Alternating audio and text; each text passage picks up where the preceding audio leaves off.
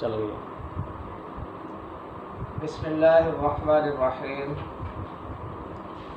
السلام علیکم عزیز طلبہ، امامیہ ڈیجیٹل چینل پر آپ کو خوش آمدید کہتا ہوں۔ میرا نام پروفیسر مشتاق الرحمان ہے۔ گورنمنٹ امامیہ کالج صہیبان میں شعبہ اسلامیات میں خدمات سر انجام دے رہا ہوں۔ عزیز طلبہ، جیسا کہ آپ جانتے ہیں، موجودہ صورتحال میں کووڈ-19 کی وجہ سے تمام تعلیمی ادارے بند ہیں اور کلاسز موقوف ہیں۔ ان حالات میں امامیہ کالج نے اپنے طلباء کی رہنمائی اور سہولت کے لیے امامیہ ڈیجیٹل چینل کا آغاز کیا ہے، جس سے طلباء کو تمام مضامین میں گھر بیٹھے رہنمائی مل سکے گی۔ اسی سلسلے کی یہ کڑی ہے۔ میں آج سال دوم اسلامیات اختیاری کے بارے میں آپ سے کچھ گفتگو کروں گا، اور یہ اسلامیات اختیاری کا تعارفی لیکچر ہوگا۔ میرے مخاطب اس وقت سال دوم کے اسلامیات اختیاری کے طلباء ہیں۔ تو عزیز طلباء، پہلے میں آپ کو آپ کے سلیبس کے بارے میں تھوڑا سا بریف کر دوں۔ اس سال آپ کا اسلامیات اختیاری کا سلیبس 2 حصوں پر مشتمل ہے۔ ایک حصہ قرآن پر مشتمل ہے، جس میں سورہ البقرہ کے 20 رکوع ترجمے اور تفسیر کے ساتھ شامل ہیں، اور دوسرا حصہ احادیث نبوی صلی اللہ علیہ وآلہ وسلم پر مشتمل ہے، جس میں امام نووی رحمۃ اللہ علیہ کی کتاب 40 نووی کی 40 احادیث ترجمے اور تشریح کے ساتھ آپ کے سلیبس کا حصہ ہے۔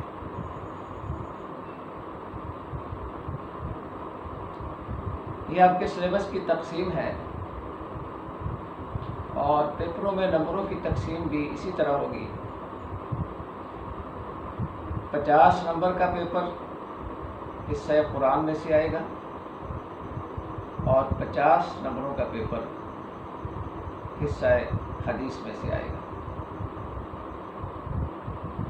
تو اب میں جس پر بات کروں گا وہ مختصر قرآن کا تعارف ہے۔ لفظ قرآن، اس کا معنی ہے بہت زیادہ اور بار بار پڑھی جانے والی کتاب۔ قرآن اس کے ناموں میں سے ایک نام ہے۔ مفسرین نے قرآن ہی سے اس کے کم و بیش 55 نام شمار کیے ہیں۔ ان ناموں میں سب سے زیادہ مشہور اور رائج نام قرآن ہے۔ اس کے علاوہ اس کے چند نام آپ کو ذہن نشین ہونے چاہیے۔ ان ناموں میں الکتاب، الفرقان، الذکر، الہدی، الشفاء، النور، البیان، یہ قرآن کے مشہور نام ہیں۔ قرآن چونکہ وحی ہے اللہ تبارک و تعالیٰ کی طرف سے بذریعہ وحی حضرت محمد صلی اللہ علیہ وآلہ وسلم پر نازل ہوا، تو اب ہم بات کر لیں گے وحی پر۔ وحی کا لغوی معنی ہے القاء فی القلب، دل میں کوئی بات ڈال دینا، خفیہ اشارہ یا چپکے سے کوئی بات کسی کے دل میں ڈال دینا، یہ وحی کا لغوی معنی ہے۔ شریعت کی اصطلاح میں اللہ تبارک و تعالی اپنا پیغام نبیوں اور رسولوں تک جو پہنچاتے ہیں اسے وحی کہا جاتا ہے۔ اس کی کئی صورتیں ہو سکتی ہیں۔ اللہ تعالیٰ اپنا پیغام انبیاء اور رسول تک کئی طریقوں سے پہنچاتے ہیں۔ ان طریقوں کو نزول وحی کے طریقے یا نزول وحی کی صورتیں کہا جاتا ہے۔ یہ 5 ہیں، نزول وحی کے 5 طریقے ہیں جن طریقوں سے وحی نازل ہوتی رہی ہے۔ ان میں پہلا طریقہ ہے فرشتے کے ذریعے سے۔ اللہ تبارک و تعالی اپنا پیغام فرشتے کے ذریعے سے انبیاء اور رسل تک پہنچاتے ہیں۔ فرشتہ کبھی اپنی اصل شکل میں وحی لے کر آتا ہے اور کبھی کسی نشانی شکل میں بھی آ جاتا ہے، جیسا کہ حدیث سے ثابت ہے کہ جبریل امین علیہ السلام صحابی رسول حضرت دحیہ کلبی رضی اللہ تعالی عنہ کی شکل میں کبھی کبھی وحی لے کر آتے تھے۔ تو یہ وحی کی ایک صورت ہے کہ اللہ تعالیٰ فرشتے کے ذریعے سے اپنا پیغام انبیاء اور رسول تک پہنچاتے ہیں۔ دوسری صورت ہے القاء فی القلب، اس میں کوئی فرشتہ نہیں ہوتا، کوئی آواز سنائی نہیں دیتی، اللہ تبارک و تعالی نبی کے دل میں بات ڈال دیتے ہیں۔ یہ وحی کا ایک طریقہ ہے، اسے القاء فی القلب کہا جاتا ہے۔ تیسری صورت سلسلۃ الجرس، جسے آسان لفظوں میں گھنٹی جیسی آواز سے تعبیر کیا جاتا ہے۔ یہ ایک طریقہ ہے جس سے حضرت محمد صلی اللہ علیہ وسلم پر وحی نازل ہوتی تھی۔ تو آپ کے پاس بیٹھنے والے ایسی آواز سنتے تھے جیسے شہد کی مکھی کی بنبناہٹ، مسلسل لگاتار ایک آواز۔ لیکن حضور صلی اللہ علیہ وسلم سمجھ رہے ہوتے تھے کہ اللہ تعالیٰ کیا پیغام دے رہے ہیں، اور آپ اس پیغام کو وصول کر رہے ہوتے تھے۔ اسے آسان لفظوں میں ہم یوں کہہ سکتے ہیں کہ آج کے دور میں کمپیوٹر کا دور ہے۔ جیسے کوئی چیز کمپیوٹر میں فیڈ کی جاتی ہے، اپلوڈ کی جاتی ہے، ڈاؤن لوڈ کی جاتی ہے، دوسرے کمپیوٹر میں بھیجی جاتی ہے، تو کمپیوٹر میں کچھ آوازیں آتی ہیں تو پاس بیٹھنے والے تو صرف ایک یہ ٹوں ٹوں کی آواز سمجھتے ہیں، لیکن اصل میں یہ ایک کمپیوٹر کی دوسرے کمپیوٹر کے لیے ہدایات ہوتی ہے۔ ریسیور جانتا ہے کہ مجھے کیا پیغام مل رہا ہے اور وہ اسے وصول کر رہا ہے، بھیجنے والا جانتا ہے کہ میں اگلے کو کیا ہدایات دے رہا ہوں، بھیج رہا ہے۔ تو وہی کی یہ صورت بھی ایسے ہی تھی۔ تو پاس بیٹھنے والے تو گھنٹی جیسی آواز سمجھتے تھے، مسلسل ایک آواز ہے یا جیسے مکھی کی بھڑبڑاہٹ ہے،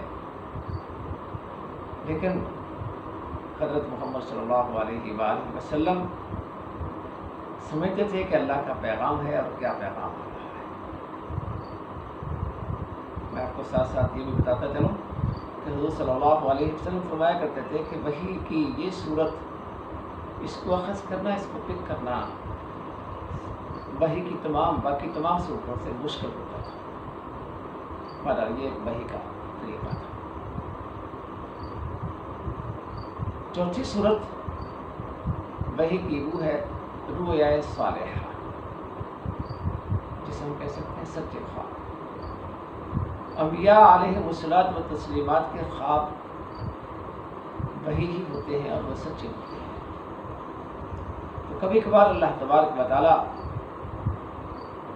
نبی کو سوتے ہوئے میں کوئی پیغام دیتے ہیں خواب کے ذریعے سے، اور وہ وحی ہوتا ہے۔ اور وحی کی پانچویں صورت ہے اللہ تبارک و تعالیٰ کا اپنے انبیاء اور رسولوں سے ہم کلام ہونا، پردے کے پیچھے سے ہم کلام ہونا، جیسا کہ موسیٰ علیہ السلام سے اللہ تعالیٰ ہم کلام ہوتے تھے اور موسیٰ علیہ السلام کو یہ شرف ملتا تھا طور پر۔ تو اسی طرح اللہ تبارک و تعالیٰ کبھی کبھی اپنے مقرب بندوں سے، انبیاء اور رسولوں سے پردے کے پیچھے سے ہم کلام ہوتے ہیں، تو یہ بھی ایک وحی کی صورت ہے۔ تو یہ وحی کی 5 صورتیں ہیں جنہیں ہم نزول وحی کے طریقے کہہ سکتے ہیں۔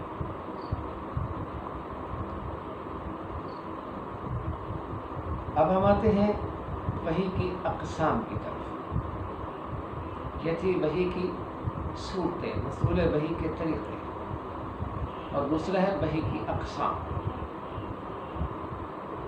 وحی کی 2 مشہور قسمیں ہیں، وحی مطلوب اور وحی غیر مطلوب۔ یہ لفظ مطلوب تلاوت سے بنا ہے۔ وحی مطلوب کا مطلب ہے ایسی وحی جس کی تلاوت کی جاتی ہے نمازوں میں۔ یہ قرآن ہے، کیونکہ نمازوں میں اس کی تلاوت کی جاتی ہے، تو یہ وحی مطلوب ہے۔ وحی غیر مطلوب ایسی وحی کہ ہے تو وہ وحی من جانب اللہ ہے، لیکن نمازوں وغیرہ میں اس کی تلاوت نہیں کی جاتی، اسے وحی غیر مطلوب کہا جاتا ہے۔ اور یہ ہے حدیث نبوی صلی اللہ علیہ وسلم۔ حضور صلی اللہ علیہ وسلم کی حدیث مبارکہ بھی وحی ہے، لیکن یہ وحی غیر مطلوب ہے، کیونکہ اللہ تعالیٰ خود فرماتے ہیں وَمَا يَنطِقُ عَنِ الْهَوَىٰ إِنْ هُوَ إِلَّا وَحْيٌ يُوحَىٰ۔ کہ آپ اپنی خواہش اور اپنی مرضی سے نہیں بولتے، بلکہ آپ وہی بولتے ہیں جو آپ پر وحی کی جاتی ہے۔ تو اس سے پتہ چلتا ہے کہ حضور صلی اللہ علیہ وسلم کی زبان اقدس سے نکلنے والے الفاظ بھی وحی ہی ہیں، لیکن یہ وحی غیر مطلوب ہے۔ انہی 2 اقسام کو 2 اور نام دیے جاتے ہیں، ہے یہی چیز نام۔ وحی مطلوب کو وحی جلی بھی کہا جاتا ہے۔ جلی کا معنی ہے نمایاں، واضح، یہ واضح وحی ہے۔ اس طرح وحی غیر مطلوب کو وحی خفی بھی کہا جاتا ہے۔ وحی خفی چھوٹی پوشیدہ وحی، تو یہ وحی کی دو قسمیں ہیں، وحی مطلوب جس کا دوسرا نام ہے وحی جلی، وحی غیر مطلوب جس کا دوسرا نام ہے وحی خفی۔ پہلی وحی کہاں نازل ہوئی، آغاز کہاں سے ہوگا؟ غار حرا جو مکہ سے تقریباً 3 میل کے فاصلے پر ہے، جبل النور مشہور پہاڑ ہے، اس پہاڑ پر ایک غار ہے جسے غار حرا کہا جاتا ہے۔ حضور صلی اللہ علیہ وسلم کی عمر مبارکہ جب تقریباً 40 سال ہوئی تو آپ کا دستور تھا کہ آپ ذکر الہی کے لیے، اللہ کی عبادت کے لیے گوشہ نشینی اختیار کرتے تھے، تو آپ کچھ دن کا گوشہ ساتھ لے کر غار حرا میں چلے جاتے، وہاں اللہ کے ذکر میں مشغول رہتے، چند دنوں کے بعد پھر آتے، کچھ دن مکہ میں رہتے، پھر وہاں جاتے۔ تو یہ آپ کا سلسلہ تھا، یہ آپ کا دستور تھا۔ اسی طرح اپنے دستور کے مطابق آپ علیہ السلام ایک دن غار حرا میں اللہ کی یاد میں مشغول تھے کہ جبریل امین علیہ السلام تشریف لائے اور آپ سے مخاطب ہو کر عرض کیا اقرا، آپ نے فرمایا ما انا بقارئ، میں نے تو پڑھنا لکھنا نہیں سیکھا۔ تو جبریل امین علیہ السلام نے آپ کو دونوں بازوؤں میں لے کر دبایا، بھینچا تھا، پھر فرمایا، پھر کہا اقرا، آپ نے پھر وہی جواب دیا۔ جبریل علیہ السلام نے پھر وہی عمل دہرایا، پھر کہا اقرا۔ حضور صلی اللہ علیہ وسلم فرماتے ہیں کہ اللہ تعالیٰ نے میرے سینے کو کھول دیا۔ اب جبریل علیہ السلام پڑھ رہے تھے اور آپ صلی اللہ علیہ وسلم ان کے پیچھے پیچھے پڑھ رہے تھے۔ تو سورہ علق کی پہلی 5 آیات پہلی وحی میں نازل ہوئی۔ اقرأ بسم ربک الذی خلق، خلق الانسان من علق، اقرأ وربک الاکرم، الذی علم بالقلم، علم الانسان ما لم یعلم۔ یہ 5 آیات پہلی وحی میں نازل ہوئی اور سورہ علق 30ویں پارے میں ہے۔ یہیں سے میں وضاحت کر دوں کہ قرآن پاک کی 2 ترتیبیں ہیں۔ ایک ترتیب ہے ترتیب نزولی، جس ترتیب سے قرآن نازل ہوا، سب سے پہلے کون سی آیات نازل ہوئی، پھر کون سی ہوئی، پھر کون سی ہوئی۔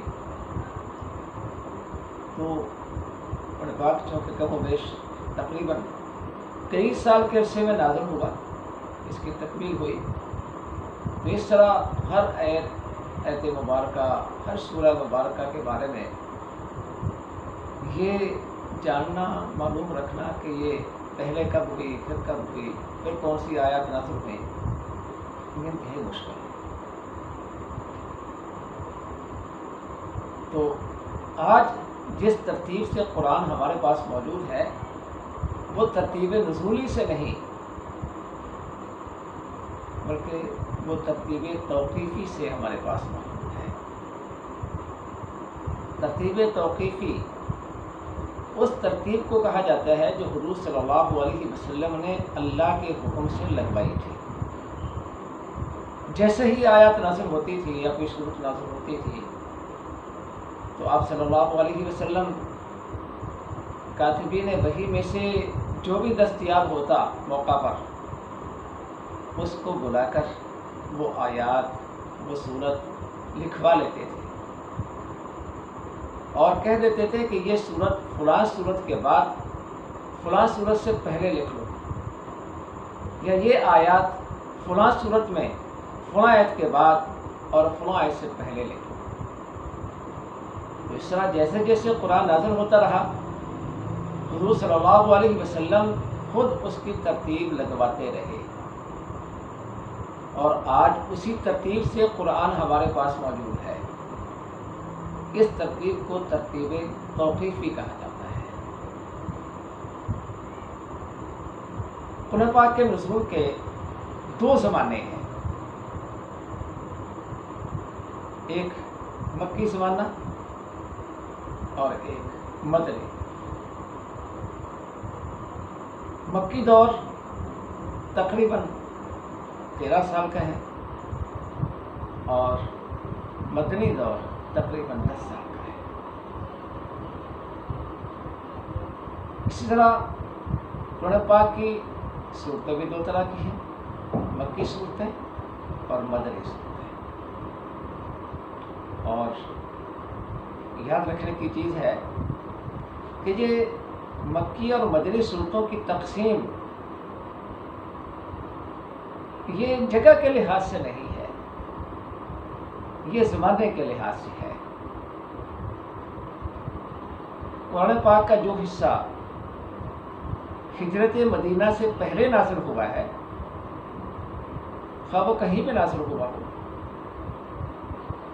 وہ مکی ہے۔ ان صورتوں کو مکی صورتیں کہا جاتا ہے،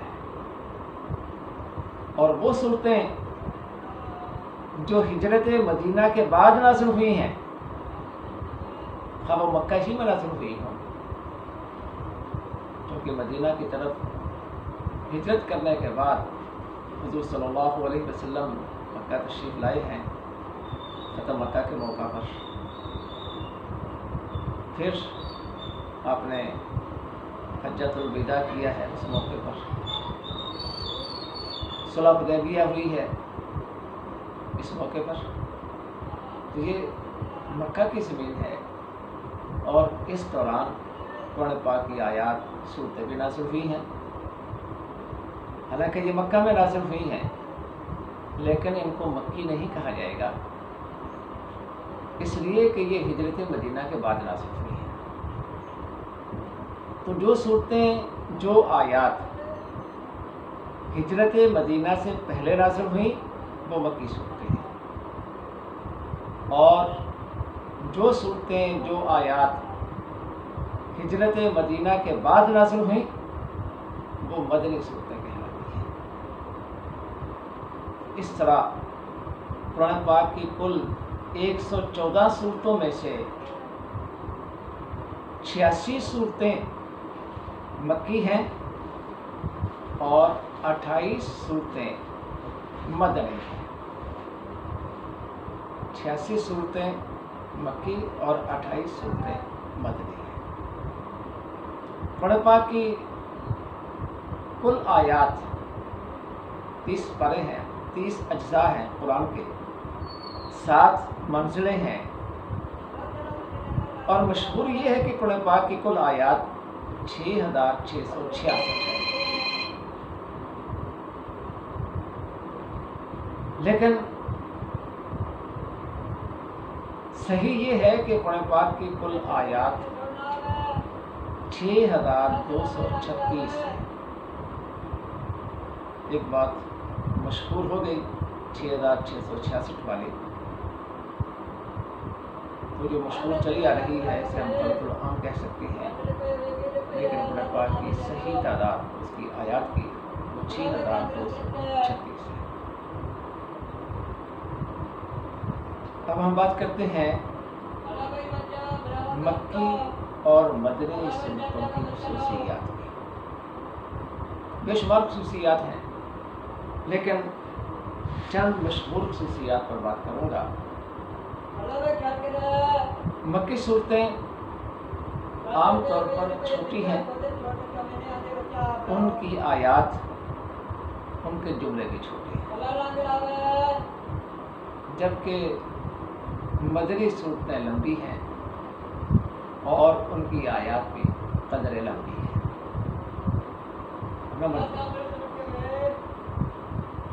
مکی صورتوں میں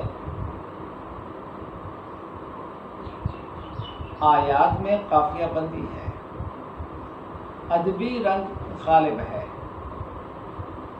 بھاری بھرکم الفاظ کا استعمال کیا گیا ہے، جبکہ مدنی صورتوں کے الفاظ سادہ ہیں، ان کو سمجھنا آسان ہے، ان آیات میں قافیہ بندی نہیں ہے۔ نمبر 3، مکی صورتوں میں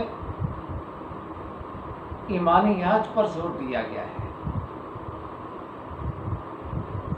مسلمانوں کو صبر کی تلقین کی گئی ہے۔ اس کے مقابلے میں مدنی صورتوں میں عبادات، معاملات کا بیان ہے، جہاد کے احکام و مسائل بیان کیے گئے ہیں، مال غنیمت کی تقسیم کا ذکر ہے،